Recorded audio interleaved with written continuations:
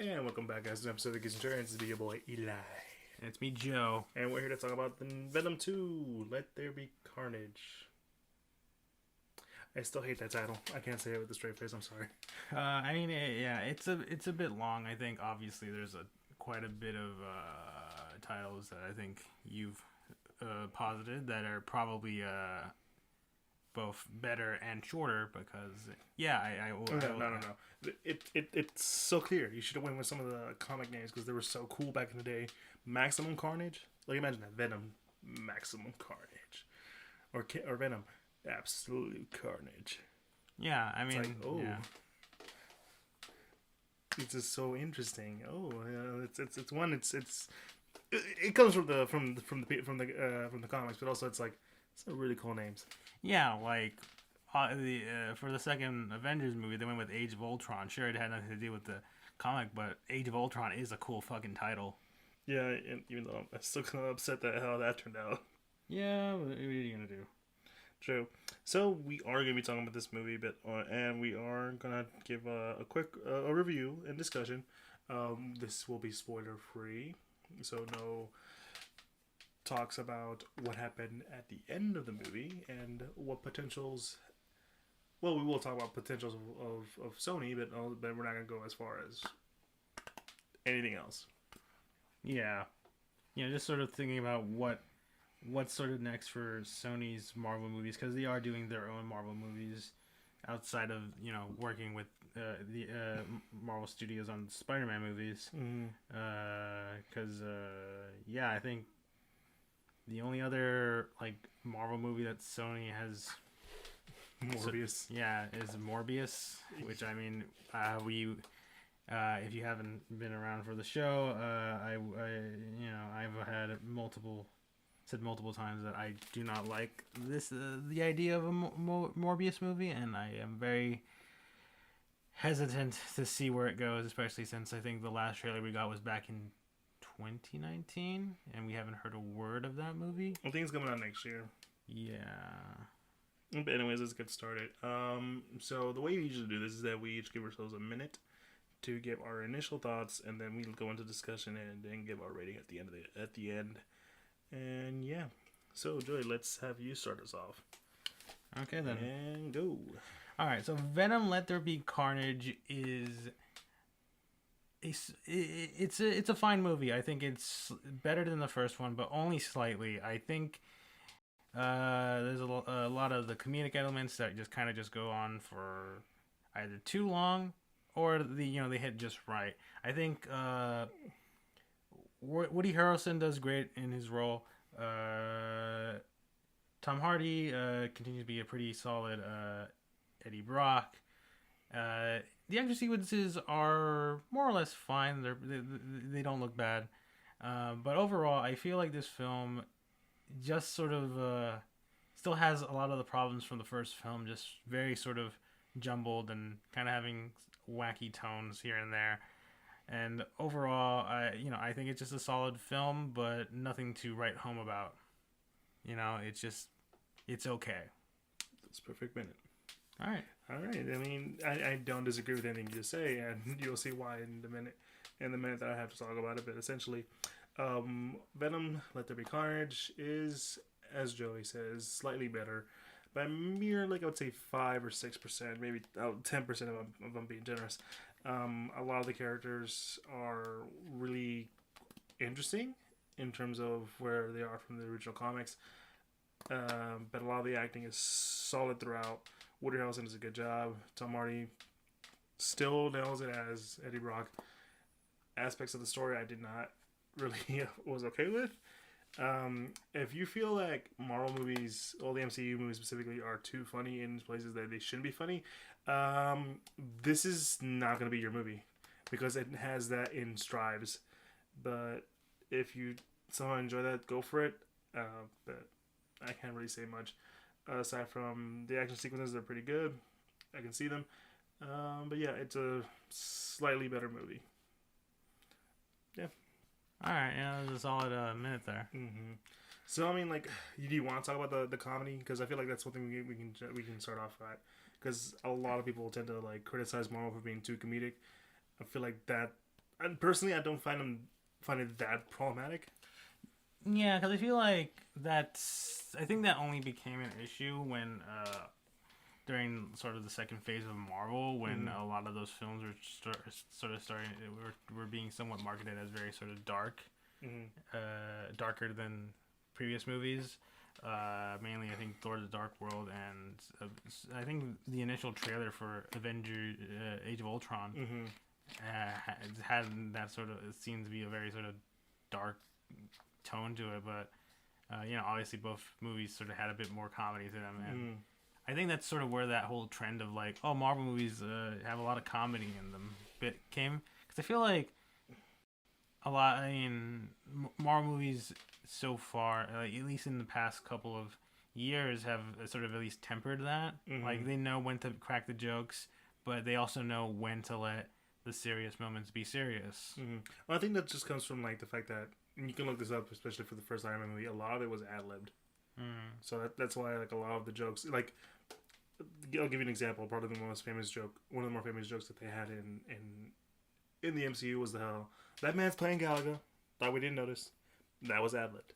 That guy, because everyone's like, do something on the computers, do whatever you want, and some guy was like, okay, I guess I'll just play Galaga, and like Robert Downey Jr. noticed that, called it out, and it was too funny not to use. So it's stuff like that. So it's more from the actor, so I don't blame him. But here, I think if you tend to have a problem with that, I think Venom 2 is not going to be the movie for you. That's why I brought it up, because like there are moments where even I felt like, okay, we are on too long with this joke. This joke is getting really annoying. Yeah. I feel like there's definitely moments of where that happens. Where we sort of have a comedic bit, but it just kind of goes on for a bit too long. I mean, there are jokes that do land that are funny in this film. It's just that sometimes they kind of just run it into the ground. And I think sort of another thing that I feel like we should kind of discuss, besides the comedy, is should this movie have gotten an R rating? Should they gone for the R rating? Dude, I feel like it should have. Like, this needed to be an R rating. But I feel like a lot of the tone, though, because this has been kind of my issue with like the last Venom movie. It's like it's like a real tone like inconsistency.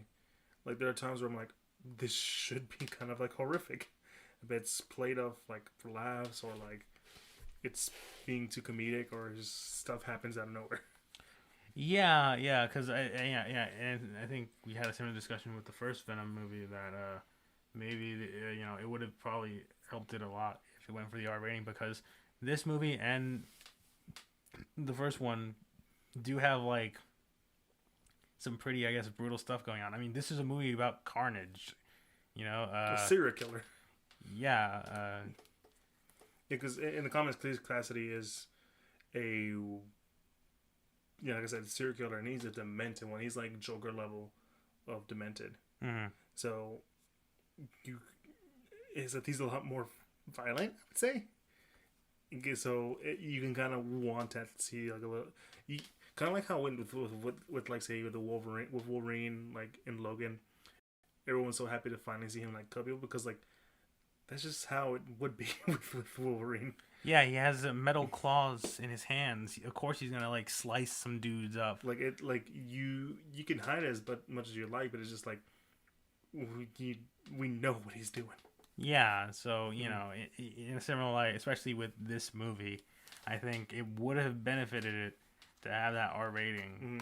And it isn't like every movie should be R rated or whatever, which is not true at all. Certain movies benefit from that. Like Deadpool obviously benefits from its R rating, right? Logan, like you said, benefits from the R rating. And this movie would have been similar, especially given, the subject. It's Venom versus Carnage. Like, you kind of want to see some of that. And Carnage is known for, like, brutally killing a lot of people. Yeah, and he does that in his movie, and it would have been more brutal if we got to see a lot of those. Like, we're not begging for blood. It's just more like, we're just being, like, realistic. Yeah. I mean, like it's also just the subject matter because like there's a lot of jokes of like eating brains in this, which I'm like, yeah, it's Venom. He eats brains. That's always been particularly to like one version of Venom more than the other, but it's like it's still something you would see. Yeah. Also, okay, I asked you this when we were watching the movie. Is how do you feel about Andy? Because the director for this movie is Andy Serkis. Gollum, Caesar from Rise of the Planet of the Apes movies, Kong from Peter Jackson's King Kong. This is his. Is this his directorial debut? No, I feel like he has directed. Yeah, I mean, he's directed some movies. I think a couple of them. Mm-hmm. An independent film called Breath, a TV movie, The Ruin of Empires, which I'm guessing it might be a documentary, but I'm pretty sure his first directorial movie was the Mowgli movie back in 2018. Right. That's right. That one that came off. I think it was it Netflix. Yeah, I think so. Okay, because I haven't seen that one, but yeah. So I was gonna ask you how from your perspective as someone who studied film, what do you think about? I mean, I think I guess from that perspective, Andy Serkis is I think a competent director. I don't think there was any like Bad shots or bad acting, because I mean, like we said before, both Woody Harrelson and Tom Hardy put some pretty solid performances in this. So yeah, I don't think it's necessarily like super like bad or anything, but I think I think the writing is kind of holding it back. Yeah, I think a bit of the writing, which I think, now correct me if I'm wrong about this, I think Tom Hardy had something to do with the writing. Yeah, he had some input in the writing, and there was someone else, I just can't remember who it was. Which I mean, that's certainly interesting in my in my book, that the Tom Hardy had input in the story for this. I don't know. I feel like that's that isn't really something that usually happens, especially in a superhero movie like this, right? Yeah. Where the main superhero actor has a big role in the writing. Because I don't think even Ryan Reynolds had a huge part in the writing for the movie, but I mean, he was still part of that creative process, right? Mm-hmm. So I mean, yeah. Yeah, I don't know. It's Andy Serkis. I think he's a solid director, and I think this movie shows that he can put some solid directing. But yeah, I think probably part of the issues with this film is probably just in the writing, and also this movie. I mean, I'm pretty sure this won't really be considered a spoiler, but this movie's only like an hour and a half. Yeah, you're right. It's not long. Yeah, I mean, like I'm pretty sure the first one was probably longer than this. I feel like you're right, because like I feel like the first one was at least incompetent 2 hours. Yeah, you could double check on that for me. Yeah, it looks like it was about 2 hours. I'm pretty sure. Yeah. So, what other things do you feel we should talk about for this movie, aside from like all the stuff that we just talked about, the acting, the writing, and the jokes, Andy Serkis? Do you want to talk about? Actually, let's talk about just the way the characters are represented based from the comics. How do you feel about Woody Harrelson's or this interpretation of Venom? Carnage. Sorry. I think it was solid. Woody Harrelson, puts out a solid performance. I think the way this character, because they do harken to that. Yeah, he's a serial killer. He's kind of just been a really messed up person ever since he was young. They have a really cool like sequence explaining that.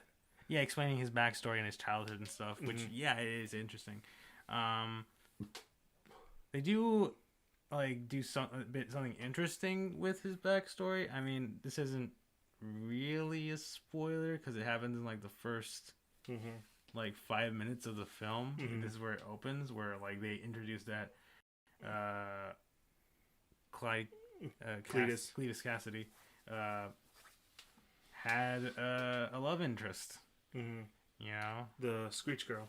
yeah, like she was essentially a meta-human or whatever, and they got separated because she was being sent away to be studied and tormented and stuff. And yeah, I don't. That's super weird for a character like Cletus, like to give him, because I mean, like you said, like he's a very sadistic maniac. Oh no, yeah, he's in a way he's very nihilistic. He just really cares, prefers to like really focus on killing than anything else, because he's, like I say, he's a mass murderer. Like there's stuff that they talk about throughout the movie that's like, no, yeah, that's Cletus. That's Cletus to a T. Yeah, like dude's just like literally like scribbling a bunch of stuff on his jail cell walls, and like he sends Eddie a friggin' postcard that's just like a bunch of weird, creepy shit. Like, yeah, this man is clearly unhinged. So I find it interesting that they just go in that direction for him. Try to give him a sympathetic backstory. Yeah, or at least give him like a sympathetic sort of through line of like, well, he has someone that he really cares about and he loves and stuff. He's clearly not fully a monster, but it's like, yeah, but this man murdered like so many people. So many people. He's a bona fide mass serial killer. Like this man. They had a citywide shutdown just because he got loose. Yeah, so like, yeah, this man is clearly. I don't want to be near him. Yeah, you do not want to be this man. And it's even more interesting is that like they focus a lot, and especially in the beginning of the film, just how much of like damage this man has caused. And like I'm not saying like you can't make a sympathetic backstory with all that, but you also have to understand that there's a point of no return. Yeah, there is a point for I think a lot of people where it's like you can't be sympathetic for them anymore, right? It's like if they made Charles Manson sympathetic. Yeah, like that dude's pretty crazy. I'm pretty sure there isn't really a story where you can, any type of scenario we can have that dude be like a sympathetic man. Heck, in that Quentin Tarantino movie, they basically up the lunacy that he is a bit more of a joke. Yeah. I mean, I guess the other character we should talk about is Carnage. It's himself. Okay, yeah. Not to go much into spoiler, but they do something with Carnage that is not a thing in the comics. Right. Well, and like I'm not gonna go too much into detail, but essentially, actually, I think it's fine to say they kind of give him a personality. Yeah, because like from what I know of Carnage from various comics and like other media and stuff, that like and me being the comic book guy. Yeah, that Carnage when Cletus gets like the symbiote and becomes Carnage, like it's more of like the Carnage symbiote isn't like really that sentient. No, it's not. It's not like the Venom symbiote that kind of has a mind of its own. That just and works together with its host, right? Like they definitely. I always seen. It's always been seen, at least in my perspective, that Cletus and the Carnage symbiote are basically just one. Like Cletus with the Carnage symbiote, he's like, I am Carnage. There ain't no we. Yeah. Or Carnage. It's I am Carnage. This is me. Yeah, that's like the subtle thing when it comes to writing like Venom in like any other symbiotes. They often use the word we because it's a symbiotic relationship. It's two creatures or two people or two entities working together. With Carnage, it's always been one, because like when Cassidy got the symbiote, it was just like a baby. Yeah, it was a clean slate. Like he didn't know nothing, but once it got into Carnage, into Cletus, that's all it knew. It only became like one with the mind of Cletus. So while like the symbiote had Peter, then it went to Brock, and then it went to like all these other different people, like Matt Gargan, Scorpion, Flash Thompson, and some other people. So it has a personality. It's, and not to say that it gained it from like Peter, but it's always been a thing. He always had a personality, because like at the beginning of the whole like black suit stuff, all towards the end, it was like, hey, Peter, I love you, Peter. I just want to be with you. Mm-hmm. And it's always been that kind of relationship. You know, it's like, it's a we. It's not me. It's we. But you know, it's kind of a toxic relationship between those two. Yeah, definitely. And so essentially, it was a weird change for me, seeing that kind of thing. I don't know. You said yourself that it probably makes sense for people who don't read the comics for something like that to happen. Yeah, I mean, yeah, I feel like that's just something that they wanted to do, especially with how they presented the symbiotes in the last movie, right? Because they have their own personalities and stuff. Yeah, because I think a lot of them just like wanting to like establish like a bit of like a weird like almost buddy cop-esque relationship with Venom and Eddie. Like they want to do similar things to like probably Carnage, like have him be like a separate entity that sort of agrees with Cletus to a certain extent, right? That's like, you and we should work together, right? You know, that sort of thing. You know, I guess it's supposed to add a extra bit of tension, because it's not just Cletus just having a symbiote, it's the symbiote agreeing with Cletus, and they're working together to do all these crazy things, right? So yeah, it's it's interesting, but it's not like something that that I would feel like would be like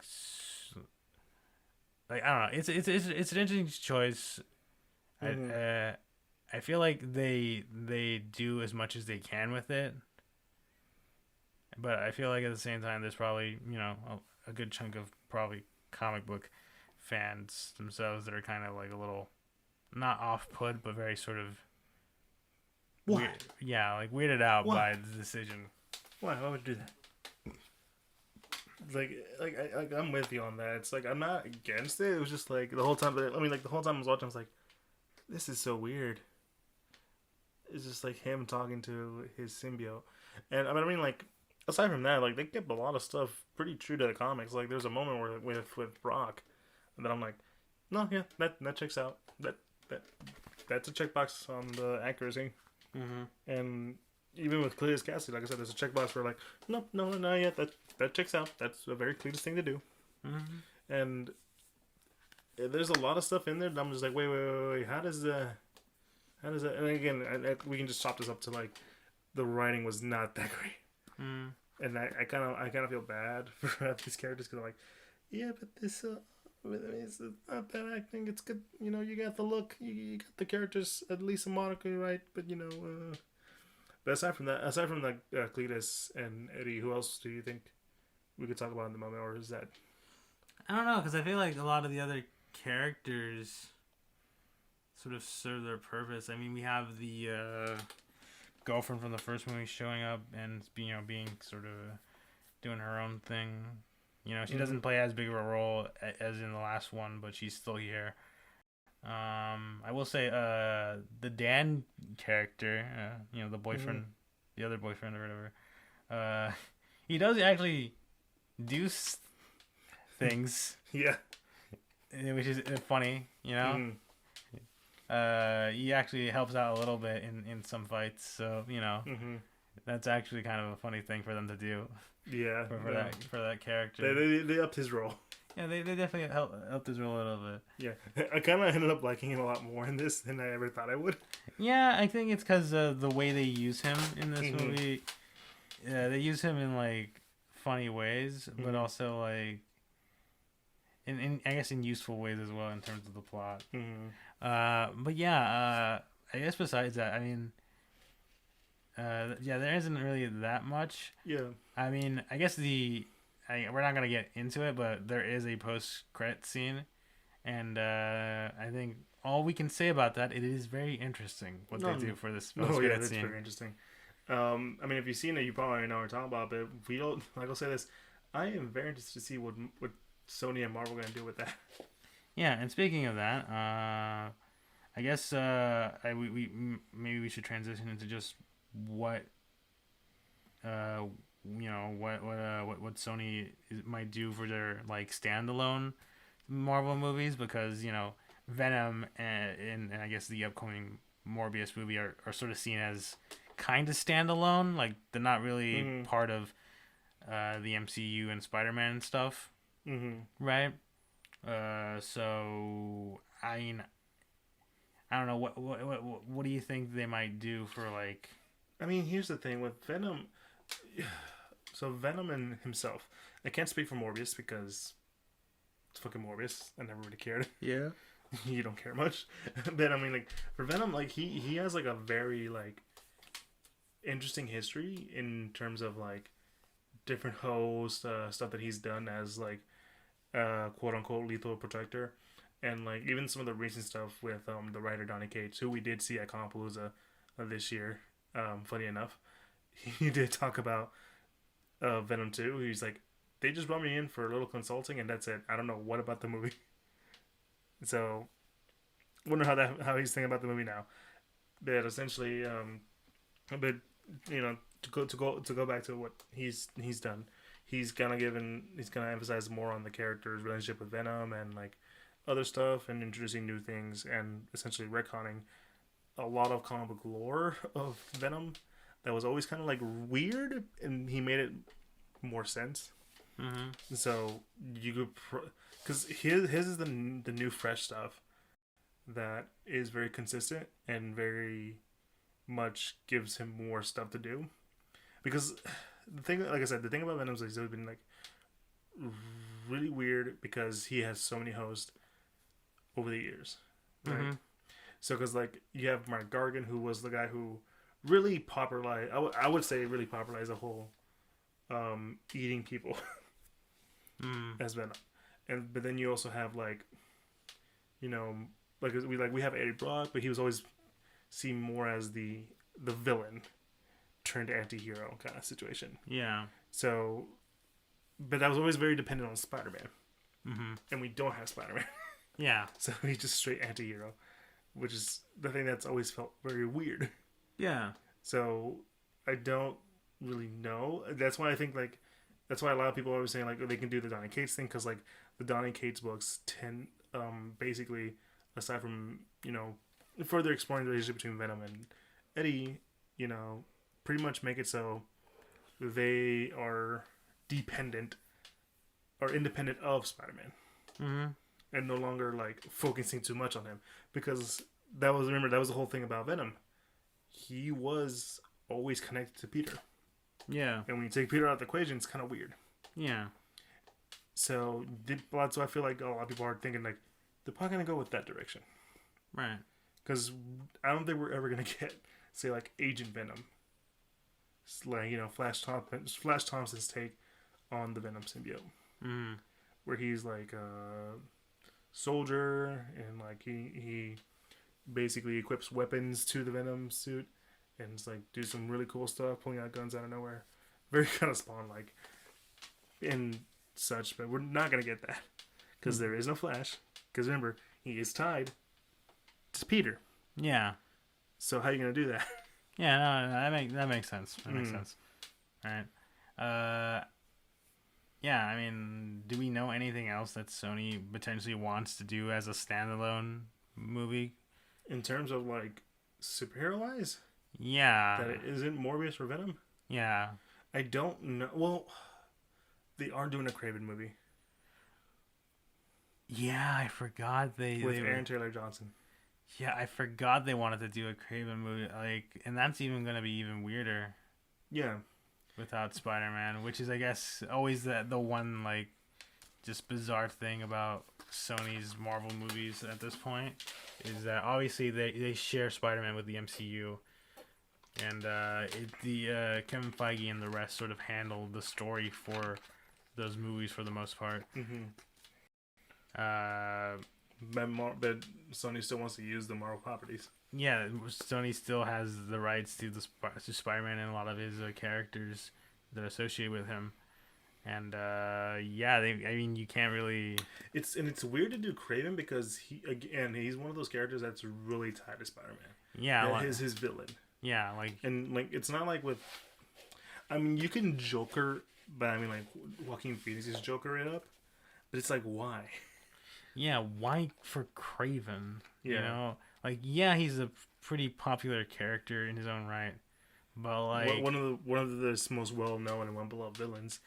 yeah, but he's not like a Joker level villain, right? Like so iconic that everyone knows. Like you can just do anything. Well, the thing about Joker is that he was always like you never knew his origin, so you can kind of do whatever you want with him. Mm-hmm. Hence why like the Joker film was kind of like an origin movie, even though he doesn't technically have an origin. With Craven, he has always been. His whole thing is like he wants to hunt the greatest thing. He wants the great hunt, a great hunt. And what's the greatest hunt? Spider-Man. Mm-hmm. That's why a lot of people were thinking like Spider-Man. No Way Home. It's gonna be Craven, because now he knows who Peter is. He's gonna hunt him because he wants the great hunt, the great game. After all, the deadliest animal in the world is man. Yeah. Because I was going there. Yeah. No, but I mean, like it's weird because like I mean, heck, probably the most famous story with Craven is Craven's last hunt, and at the end of the book, he kills himself because he's like depressed, and you don't want that. Yeah. I mean, granted, I'm not saying you can't make him like a heroic character, because like okay, so you and I, we both grew up with the '90s Spider-Man. Yeah. And in that one, he became like a hero. You remember that? Yeah, I vaguely remember that, but yeah, there was a point where he turned into a good guy. Yeah, because remember, like it was like the whole story arc with him growing with like the extra arms and becoming like this man spider, and like they're like, we need help. Craven, can you help? You're a good guy now. It's like, of course, I will do it. This is my terrible Russian accent. Yeah, I mean to be fair, I'm pretty sure the Craven from the '90s series also didn't have that great of a Russian accent either. So Yeah. So I mean, like that's just so weird. I mean, I don't know. I mean, I think Aaron Charles can do it. He seems like he looks like a Craven kind of guy. Even though I think everyone wanted what's the name called Aquaman. Jason Momoa. Yeah, Jason Momoa. Everyone wanted Jason Momoa to be Craven because he really looks like Craven. It's just because of his hair, though. Yeah, but he looks like a hunter. What if he's a vegetarian? Well, that's a different story. Gotcha. Yeah, I mean, like you can have so many. You know what they could do with Craven? Yeah.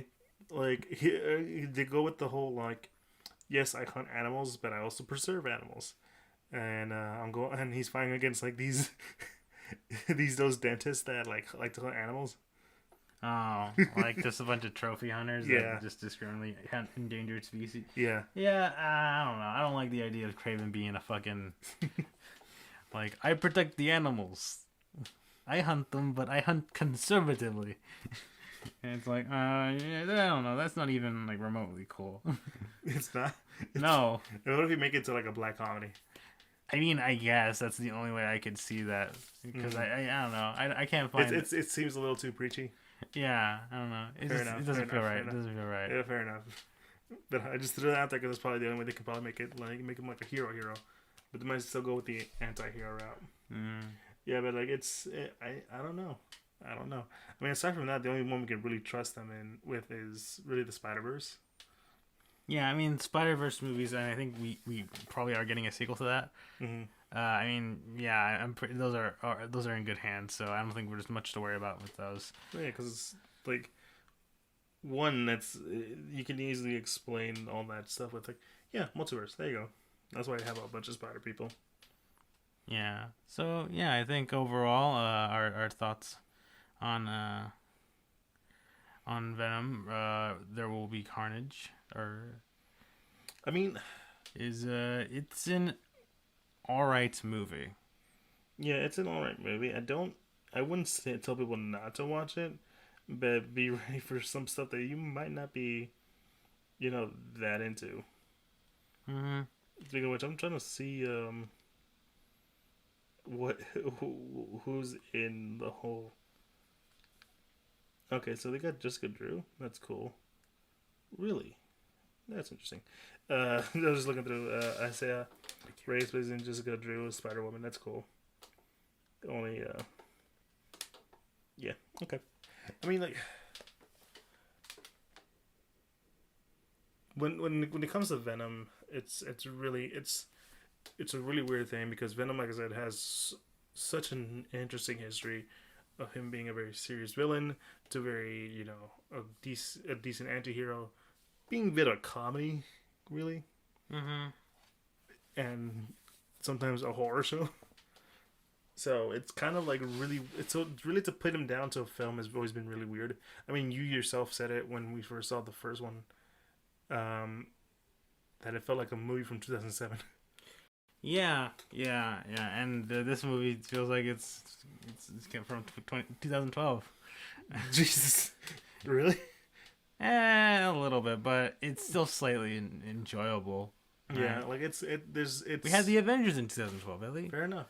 It feels right about there. I mean, like it's one of those things where like I do think Venom could be done properly, and like I said, there's a lot of people saying like do the Donny Cates stuff because it's one of the ones where again, it totally has Venom be independent of Spider-Man as a influence. But who knows? I mean, Sony wants to do all this like multiverse shit. We don't even know what could happen. Yeah. So, what's your rating overall? I think I would give it a 7. It's just fine. Because like I mean, for the first one I would also give it a 7, but this one is like a little bit of a higher 7. Like I don't want to say 7.5 because I feel like I'm being way too generous on that. It's still pretty much a solid 7. I'm just glad it's not long. Because like yeah, it's an hour and a half, and it feels like an hour and a half. And if it was any longer, I'd be like, please get me out of here. Probably, yeah. I would. Yeah, I think I would also give it a 7 because I feel like I gave the first one like a 6. That sounds like a me thing to do. So, yeah, like slightly. Did we ever review it on this channel?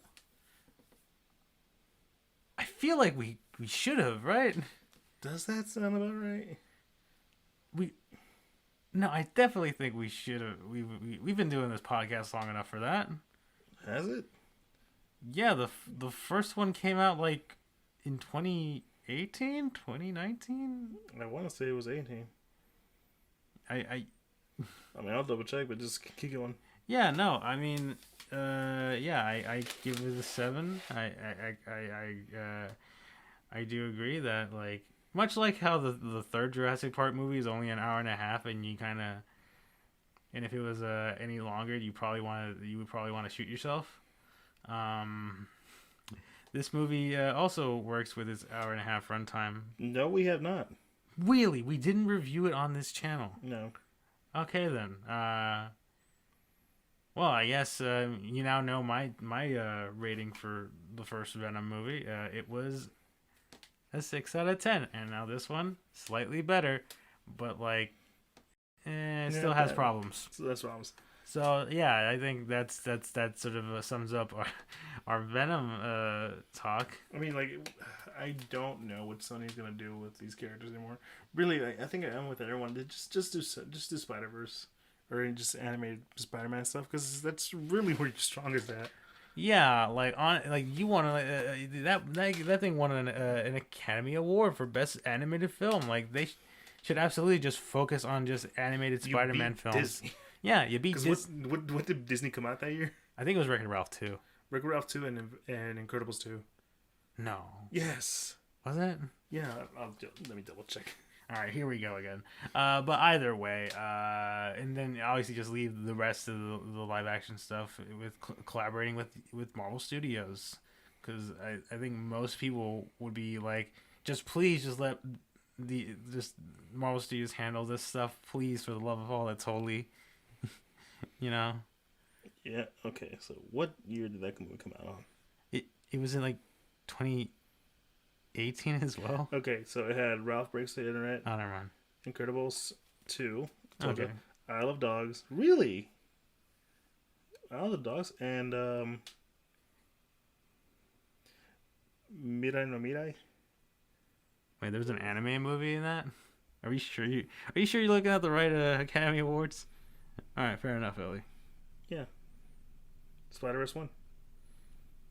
Didn't win an Oscar too. Yes, that's what I mean by the Academy Awards. They give out Oscars. Oh, okay. I was thinking of something else completely different. Never mind. To be fair, I don't pay attention to much of the award shows. Yeah, well, either way, overall, Please just do Spider-Verse. yeah, just let Marvel Studios handle the live-action Spider-Man stuff, please. That's it from us. It's it from us. It's really, I wouldn't like. If you feel like you want to watch it, go for it. I'm not going to stop anyone. You might enjoy it more than the both of us did, because I've heard some people really enjoyed this movie. Sure. People have their opinions. Yeah.